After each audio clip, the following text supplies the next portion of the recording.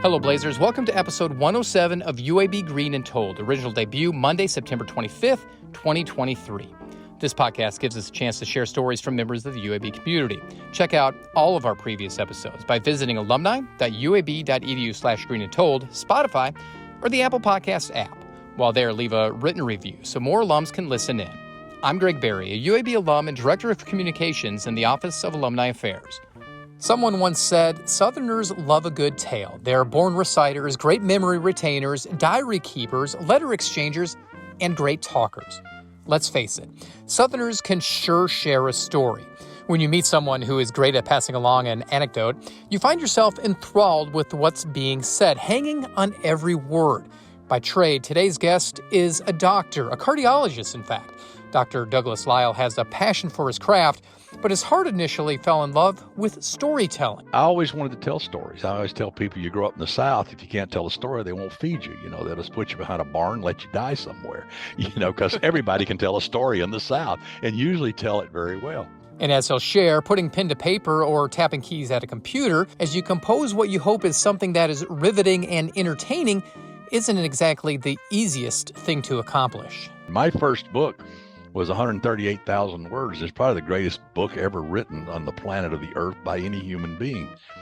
I sent it to my agent before she was my agent. She called me a week later and she said, there's a story in here somewhere. I just can't find it. One after another, the stories would come. But for Dr. Lyle, not in the genre you'd probably think. The wheelhouse would be medical thrillers or medical dramas or something like that. But that's been done. Turns out that it's always the ne'er-do-well guy with issues fighting the big establishment. That's kind of what it comes down to all the time.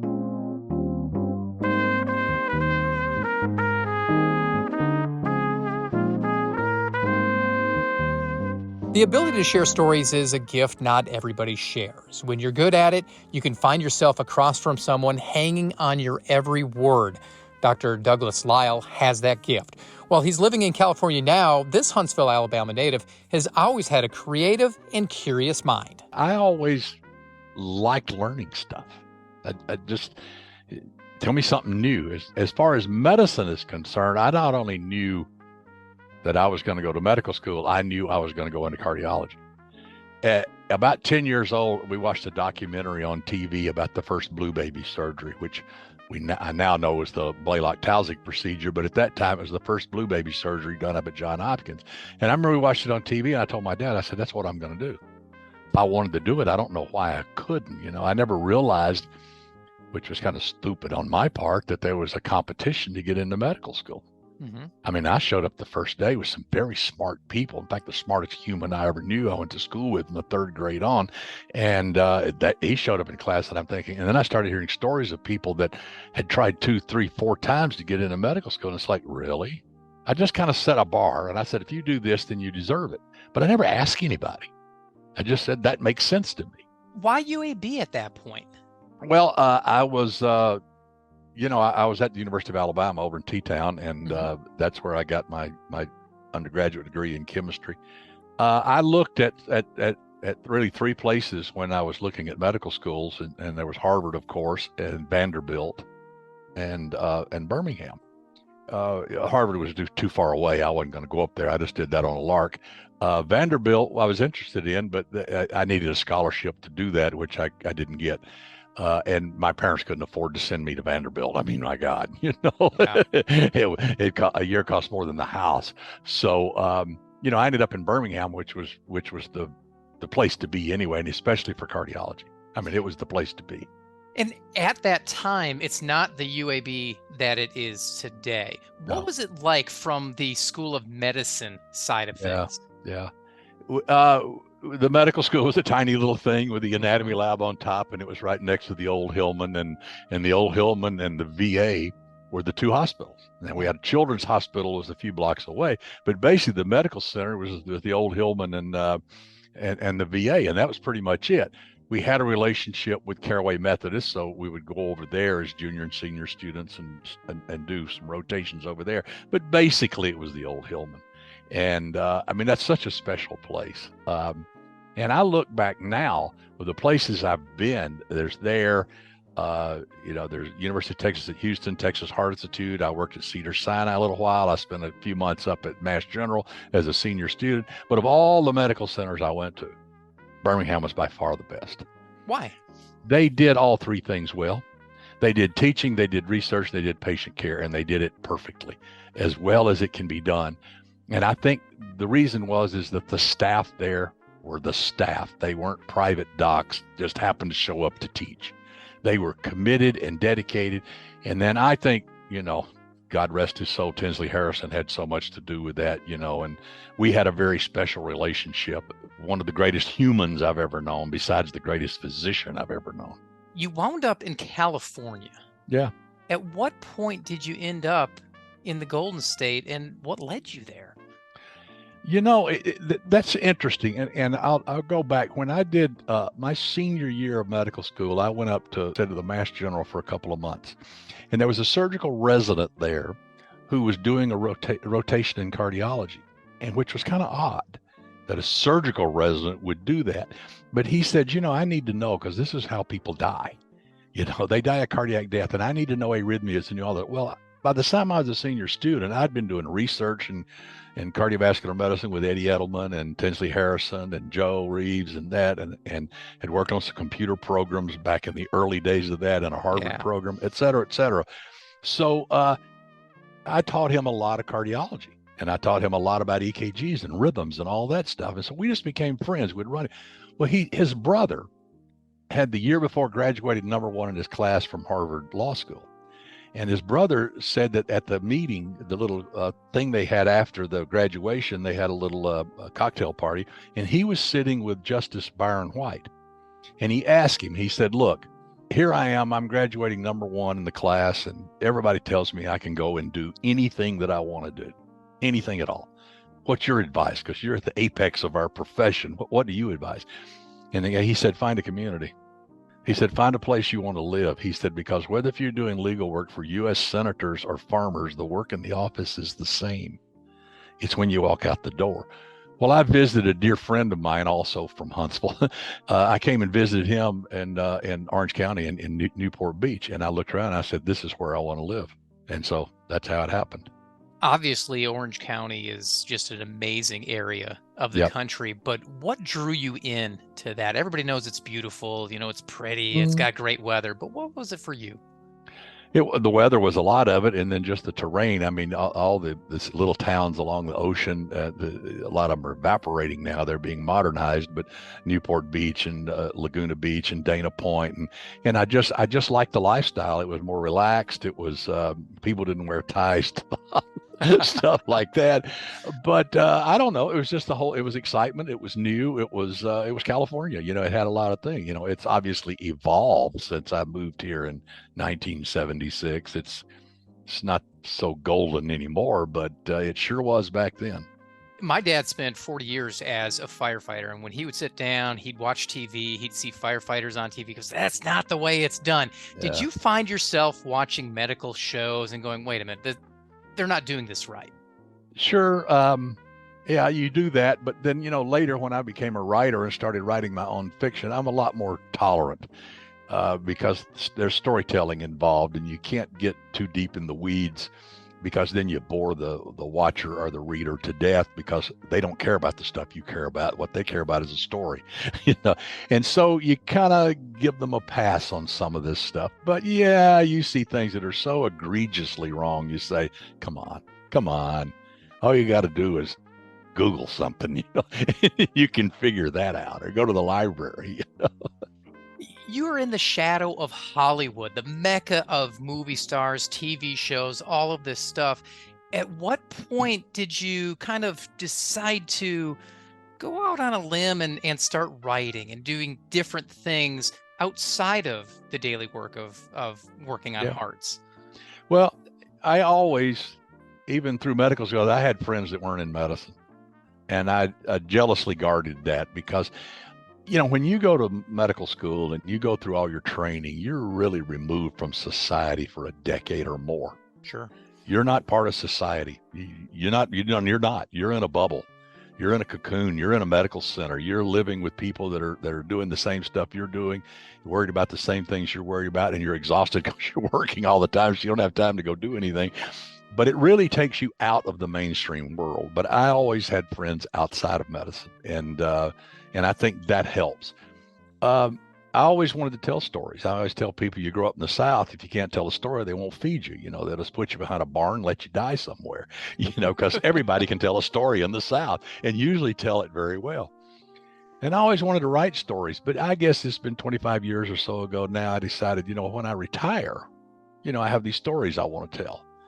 And then I thought about 25 years, I said, I'm not going to retire anytime soon. So if not now, when? So I took some night classes at University of California, Irvine, a couple of classes. I joined a couple of writing groups and just started writing. And one of the smartest things I ever did, because it's a great outlet and I really, really have fun with it. When you first put pen to paper and you wrote the first story that became something, do you remember what it was and kind of the process of getting to the end? Sure, it was hard. I mean, it's a grind. It's one thing to tell a story. It's another thing to write a story. You got to put what's in your head into words, and not just speaking to somebody where you have feedback. You see their facial expressions. You see if they got a question, and you can, but if you're by yourself, you're in a dark room, killing people, Yeah. and you're writing all this stuff. You have absolutely no feedback. And my first book was 138,000 words. It's probably the greatest book ever written on the planet of the earth by any human being. I sent it to my agent before she was my agent. She's been my only agent since I started publishing stuff. And I sent it to Kimberly, and she called me a week later and she said, there's a story in here somewhere. I just can't find it. And I said, well, that's what I needed to know. And she said, I hate to be so blunt, And I said, look, Kimberly, I went to medical school. This is nothing. This is nothing. And to make a long story short, over 10 years, and I published other stuff along the way, but I wouldn't let that story go. It got a change of location 4 times, a change of title 4 times. It got a change of protagonist, and it was rewritten 27 times. Oh, wow. And the only thing that stayed the same was the bad guy in the basic story. But 10 years later, we published it, and it was my first Dub Walker book that's set in Huntsville called Stress Fracture. But that was a 10-year process to get that book, and a lot of work. But, you get better at it, and you get more consistent and more concise, and you know how to tell a story better. But the first time, oh man, you overwrite everything. It's awful. It's awful. Yeah. What genre are you focusing on? Thrillers. Yeah. Thrillers. But I have one series now that are comedic thrillers. There are a lot more comedy involved, and I really enjoy that series. It's my Jake Longley series, and Jake's a goofball, and so it's kind of fun. It's set in Gulf Shores, actually, in and around, though Jake moves around and goes different places. Do you find yourself drawing from your personal life with these stories? You mentioned Huntsville, you mentioned Gulf Shores. I'm sure you've been there many times, but you grew up in Huntsville, so you know the area. So how do you approach that?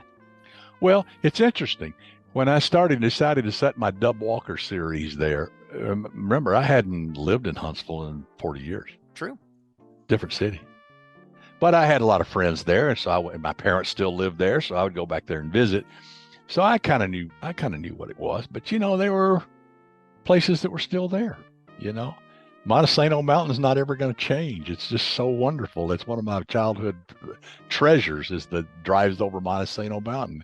Me and the boys would go up there and solve the world's lives as we drove back, all the problems as we drove backwards and forth across the mountain. We all did that. But the city in and of itself was still small, but yet it was much bigger and so much more going on. And so much had changed, but yet basically it was the same. But I needed to know all that. And so I spent time there, doing that. I went and spent a day with the forensic science people there and all that stuff, You mentioned a couple of your characters, and Jake and Dub. With everybody that you've written about, all of these different characters, who's the favorite character for you? Boy, that's hard. The 2 that I'm working on now, the Jake Longley, the comedic series, and then the Kane Harper, which is darker and more thrillerish. But I probably go back to Samantha Cody. I wrote 3 books in the Samantha Cody series, and I just love Sam. She's an ex-cop and for a while was a professional boxer, and Sam was a little strawberry blonde that you didn't want to mess with. She'd knock you out, but her stories had a little woo-woo to them. There was a little metaphysical undertones. So at the end of the story, you kind of say, is that what really happened? So I had a little fun. I had fun with Sam, but I love them all. I mean, they're all, it's like, your kids. How do you decide which one's your favorite? Yeah. Yeah. How does a story kind of come together? Because here you are, you start with a character. Now, the first one took 10 years and an entire process. But since then, as you've refined your own process, how has it changed, and how do you develop a story? Do you know the ending when you begin? No, I used to outline. Okay. And I found I would spend weeks outlining a book. And so I would write, a paragraph about what each chapter or each scene was going to be about. And I'd get about 3/4 of the way through it and I get bored with it, because now I know the story and I know how it's going to end. So then I just start writing, and then obviously end up changing my outline as I go along. Well, starting with the first Jake book a few years ago, I said, I got this scene in mind. And it's the opening scene of the first Jake book called Deep Six. I said, I got this scene in mind. I have no idea where this is going. I don't know what's going to happen after this. Just write the scene, see what happens. And it just unfolded. One scene, next scene, next scene, next scene. The story just evolved. So that's the way I write now. I just have an idea, a concept for something, and just start writing. See where it goes. I just know the good guys are going to win, the bad guys are going to lose, but I have no idea when, where, and how. I don't even know who all the bad guys are when I start. I just kind of have this vague idea for where this story is going to go, and and kind of what is it going to be about? What's going to be the log line, if you will? What if? And then just let it flow from there. Why thrillers? Of everything you could write about, you can write medical dramas, you can do other things. Why thrillers? No, I obviously the wheelhouse would be medical thrillers or medical dramas or something like that, but that's been done. Turns out that it's always the ne'er-do-well guy with issues fighting the big establishment. That's kind of what it comes down to all the time. So I just want to write about ordinary people who get stuck in extraordinary circumstances. And then what happens? How do they get out of it? Kind of like life, just roll on. If I'm not mistaken, there's a nonfiction book out there. This, probably came during the heyday of all of this genre of books. It was the Dummies books. You wrote Forensics for Dummies. Yeah, exactly.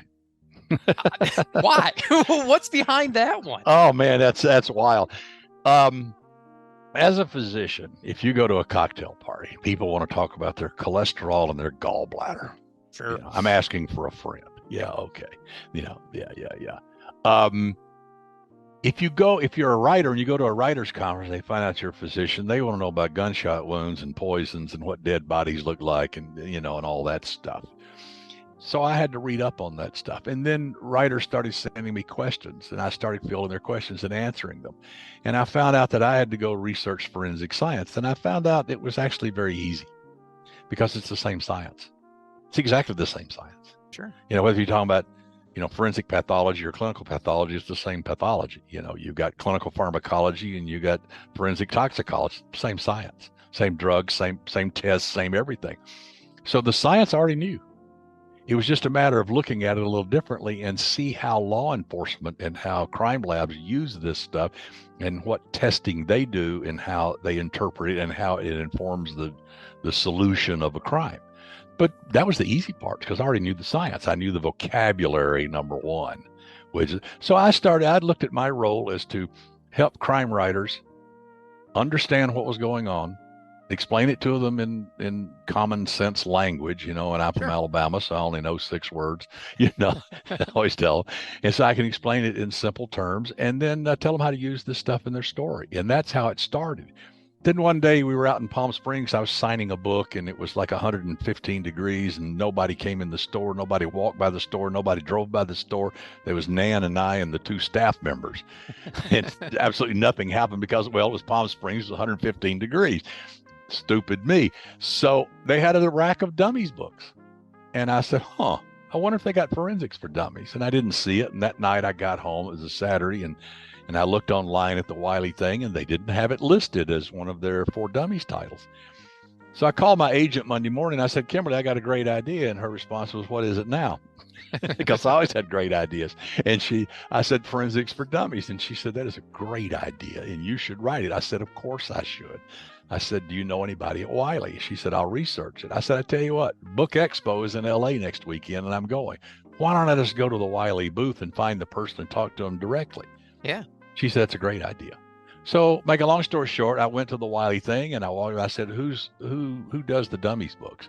And they pointed, said, this lady right over there, Diane Steele. I said, well, I need to talk to her. So I go over there and she's chatting with somebody else. So I stand back and wait. She finishes and I walk up to her and introduce myself and I hand her a card. And the card was for my first question and answer book where I took all those questions and put them into books. I've got 3 of them, but this is the first one. It's called Murder and Mayhem. And I handed her the card and she looked at it and she said, did you write this? And I said, yes. She said, I have this. I love this book. I said, well, thank you. And she said, we're thinking about doing Forensics for Dummies. I said, that's what I want to talk to you about. She said, well, I don't think we have an author attached to that yet. I said, you do now. At this time, were you consulting for TV shows and stuff like that too? Yes, I was doing some of that. Yes. How does one get into that? I mean, do people approach you and say, look, Doc, I want you as a part of my series, or how does that play out? Because at writers' conferences, I meet writers, and some of them are screenwriters. And Lee Goldberg and Matt Whitten, probably more than anybody, Paul Guyot and a few others. And Lee did, I always kid him, he even did Baywatch for a while. But Lee did Diagnosis Murder. He was the showrunner for that. He did many of the Monk books, the Diagnosis Murder books. He wrote with Janet Ivanovich, and he writes on his own. I mean, he's so prolific. But Lee would contact me and we would talk about plots, and I'd help him with the science and the medical and forensic science of stories. So if you look at the Monk books, I'm basically acknowledged in every one of them, and most of the Diagnosis Murder books, because I helped Lee with those. So that's how it started, and then word of mouth. And then people would contact you and say, we're doing this TV series and we have this and we have that, and we need to know that. Sure, fine. You're still practicing, correct? Yes. What keeps you going? Why not? What else am I going to do? Write more. I do. Yeah, I got lots of time. I got more time to write than I know what to do with. I don't sleep much, so there's that. But I have plenty of time to do that. That's not. I try to write 2 books a year, and that's enough. I don't want to make this a job. That's the one thing I promised myself when I started. This is going to become a job. This is going to be fun, and when it's not fun, I'm going to do something else. But I kind of felt that way about medicine too. But it is what it is. I love that. It's fun. I don't go to the hospital. I don't take night call or that stuff anymore. So that helps a lot. So I just go to the office and see patients a day a week, and that's about it. Where are you and your characters going in the next few years? Where are you going to be? I have no idea. I'm working on, I think, the 7th, the Jake book right now. And I've started the 4th Kane Harper book. I'll work on those. I'll come up with another character. I may want to start writing more short stories. I've been lucky. I mean, everything I've ever written, short story or long fiction, everything I've ever written has been published, so I mean, that helps, but, I don't know. I can't imagine not doing it.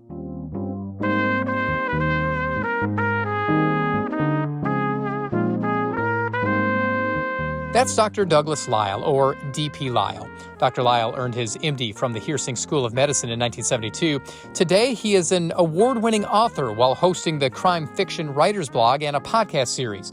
With a diverse background and career tied to his passion for UAB's medical program, D.P. definitely has a great idea of what it means to be a blazer. My time in Birmingham, doing research with Dr. Harrison, going to my medical school and my internship, and the old Hillman Hospital. I mean, I cannot put enough emphasis on that old hospital.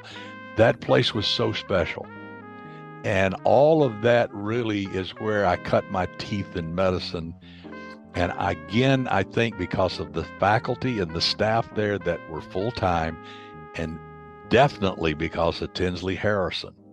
All of us in that generation learned medicine the right way. And that's really the heart and soul of everything I've done in medicine my entire career, is what I learned inside UAB there. I know there was something special about those years.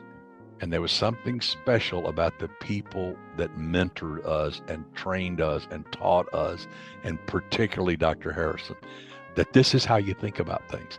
This is how you solve problems. This is how you support things. And this is how you do it. And I think we all learned very, very, very valuable lessons. Be sure to check out past episodes of the UAB Green and Told podcast. Listen in at alumni.uab.edu/greenandtold. Have a story to share or know someone who does? Email greenandtold@uab.edu. Finally, be sure to follow us on social media. Just search UAB Alumni on Facebook, Instagram, and Twitter. Thanks for listening, and until next time, go Blazers.